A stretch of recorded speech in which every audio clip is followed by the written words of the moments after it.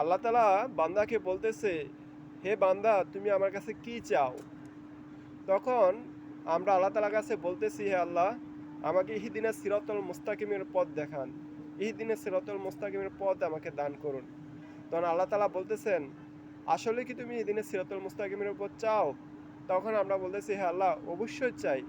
তখন আল্লাহ তাআলা আবার বলতেছে, হে গোলাম তুমি কি ইহদিনাস সিরাতাল মুস্তাকিমের পথ কি বোঝো, জানো? আমরা আবার বলতেছি, আল্লাহ ইহদিনাস সিরাতাল মুস্তাকিমের পথ আমরা জানি না, কি বুঝি না, তবে চাই। তখন আল্লাহ তাআলা বলতেছে, তুমি যদি সত্যি ইহদিনাস সিরাতাল মুস্তাকিমের পথ চাও, তাহলে এই নাও তোমাকে আমি তোমাকে কোরআন দান করলাম।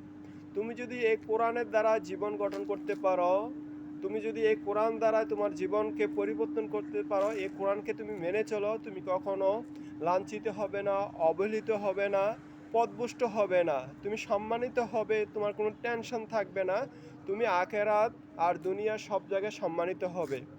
যদি তুমি এই বিধিবিধান মেনে চলো, এই কোরআন দিয়ে তোমার জীবন পরিচালনা করো, তাহলে তুমি সম্মানিত হবে, তুমি কখনো দুঃখিত হবে না, তুমি লাঞ্ছিত হবে না, তুমি বঞ্চিত হবে না, তুমি সম্মানিত হবে।